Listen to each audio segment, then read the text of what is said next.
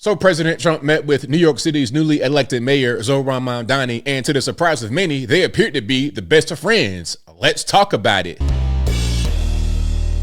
How's everybody doing? My name is Anthony Brian Logan, and today we got to talk about President Trump meeting with New York City's newly elected mayor, Zohran Mamdani. Now, we all know about Zohran. This guy is a communist, a socialist.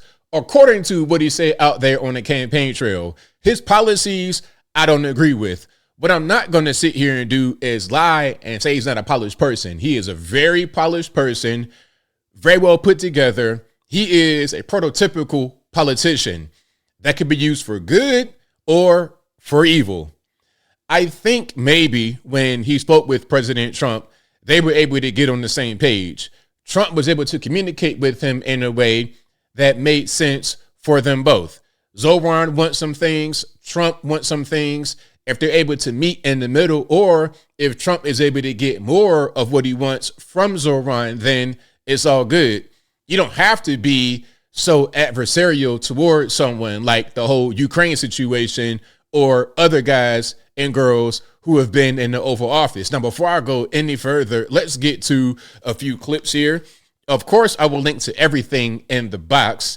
If you're on IG, Facebook, etc., visit the link in the bio, go to the corresponding article on the website. But without further ado, let's go ahead and roll this. I tell you, the press has eaten this thing up. You know, I've had a lot of meetings with the heads of major countries. Nobody cared. This meeting that you people have gone crazy. You know, outside you have hundreds of people waiting. This is just a small little group. For some reason, the press has found this to be a very interesting meeting. The biggest people in the world, they come over from countries nobody cares. But they did care about this meeting, and it was a great meeting. Go ahead. Yeah.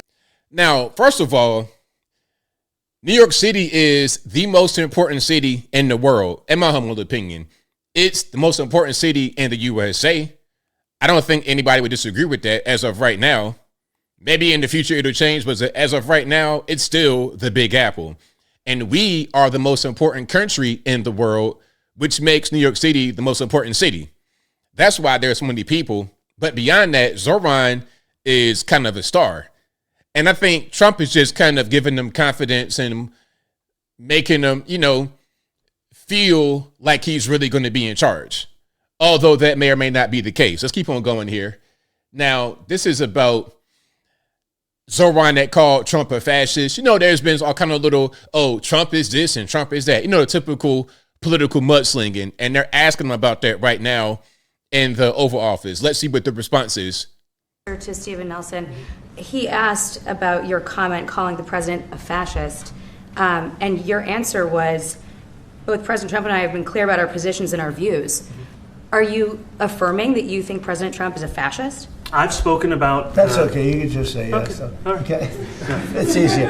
It's easier than explaining it. I don't mind. See, that's more. I'm buttering you up. Hey, give you a little pat on the back. It's okay, kid. Go ahead, man. Don't even worry about it. I'm not offended.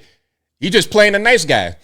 The art of the deal. Sometimes I got to be the strong guy, like with Volodymyr Zelensky from Ukraine. I got to be the strong guy because all you doing is allegedly taking money and putting it up your nose and getting houses, and we're spending too much money on this. I don't like this. Now I got to be the tough guy. But Zohran, he's a young guy.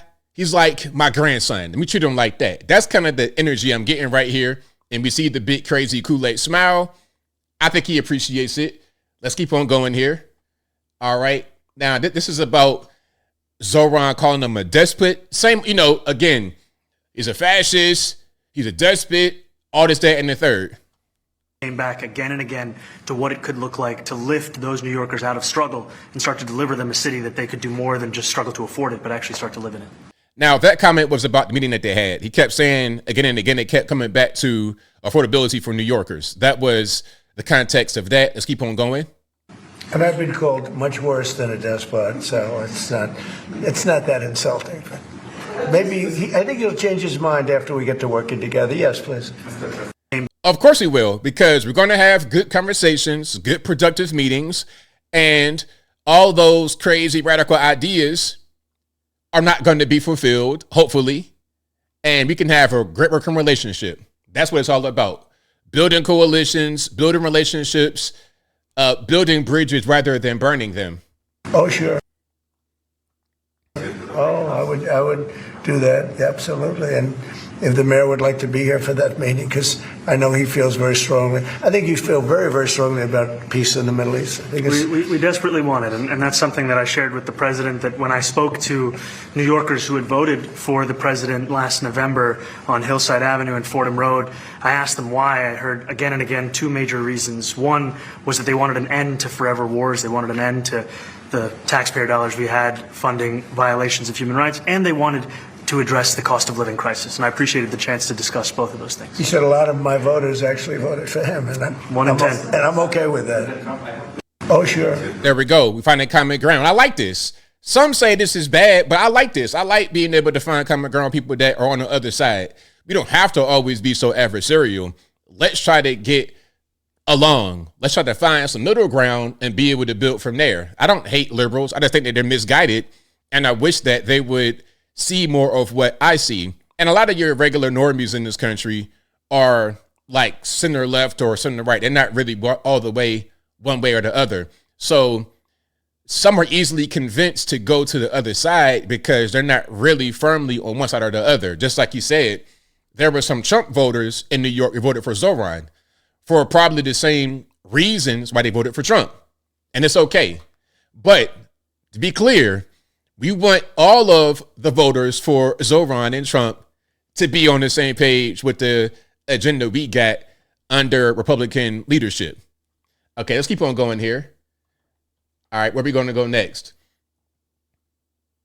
But I just want to congratulate. I think you're going to have hopefully a really great mayor. The better he does, the happier I am, I will say. There's no difference in party. There's no difference in anything. And we're going to be helping him to make everybody's dream come true, having a strong and very safe New York. And congratulations, Mr. Mayor. Thank you, Mr. President. Thank you. But I just... Very respectful, very professional on both sides. Zoran stayed in the pocket, didn't disrespect Trump, wanted to respect the office. Trump didn't disrespect him, wanted to respect him as a mayor. I like this a lot. This is a start of a good relationship. And you got to have these relationships in order to make things work, not just with New York, but all over the world. He did something similar when Mohammed bin Salman came from Saudi Arabia. Now, I remember he had the whole thing with Jamal Khashoggi. You know, he got chopped up in the Turkish consulate, well, in a Saudi consulate in Turkey. And then somebody asked him about that in the Oval Office. Trump's like, don't embarrass our guests. Don't do that to our guests. I like that. I like that a lot. Let's keep on going. Will he change his mind? Will he change his ways with his policy? Well, we didn't discuss your second part of the question. Now, if you didn't hear that, that was something about Netanyahu. I'm not really sure what that was all about, what that question was specifically, but let's continue. And then on your first part, I mean, he's got views that are a little out there, but who knows? I mean, we're going to see what works, or he's going to change also. We all change. I changed a lot. From when I first came to office. It's now quite a while ago. It's quite a while. My first term was great. We had the greatest economy in the history of our country. We're doing even better now. We're doing much better now than we did even the first term. And I can tell you some of my views have changed. And we had discussions on some things. I'm not going to discuss what they were, but that I feel very confident that he can do a very good job. I think he is going to surprise some conservative people, actually.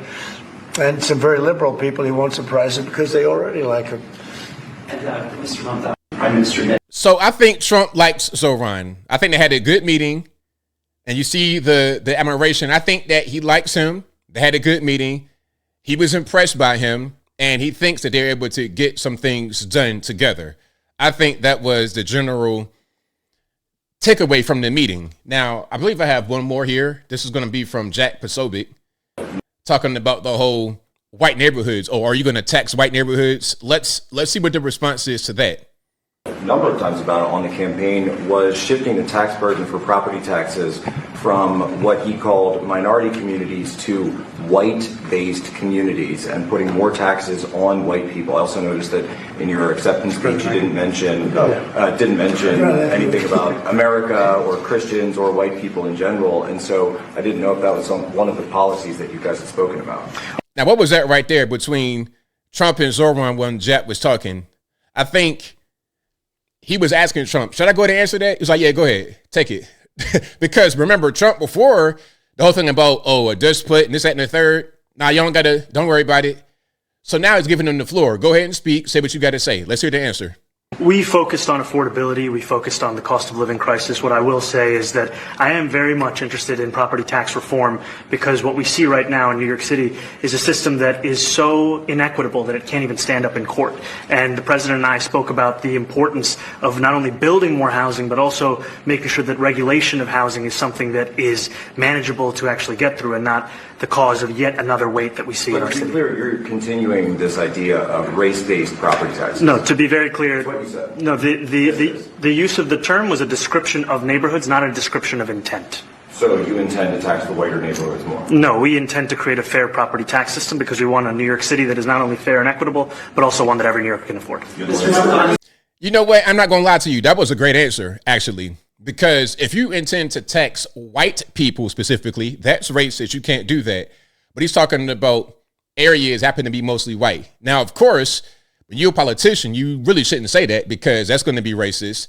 You could just say we're going to hike up taxes in these areas, which that wouldn't be good either. But it's better than saying the white neighborhoods. I think Trump realizes that the guy's young and he's learning how to really articulate himself. But I think overall he's impressed with him and his presence as a politician. A lot of politicians in America, unfortunately, are not as polished as him, whether it be on the left or the right. So I think Trump overall was able to see that in him and he was impressed. And more than anything else, as I close, Trump was impressed with his ability to be able to communicate and find common ground rather than being stubborn or rather than being the moron, not being able to see what is being told to him, not being able to understand what is being told to him. But as I close, I want to say this. Shout out to Trump and Zoran Mamdani. This appeared to be a great meeting. I'm not a Zoran fan. I'm not going to vote for his policies, but I hope he's able to change. He's able to pivot for the sake of New York City and for this country. And I think Trump is a good guy to have as a president to help him make that pivot, to make New York City great again and to keep America the way it is and to make America great again. But I think I'll leave that right there for now. And what say you? What's your opinion on Trump's meeting with Zoran Mamdani? Why do you think Trump is impressed with him? Whatever your thoughts are, let me know in the comments below. You guys know where I'm at. I think Trump was able to speak with him aside from what you see in the media and what he says in the media, to be totally honest with you, because the policies are bad. But he was able to talk to him behind closed doors and they're able to have an understanding. I think he was impressed with him. And I hope for all of us that this is not just a performance and Zoran is truly wanting to work with Trump and conservatives for the betterment of New York City and the entire nation. But whatever your thoughts are, please let me know in the comments below. And that's all I got to say for this video. If you like what you heard, please comment, rate, share, and subscribe. Peace.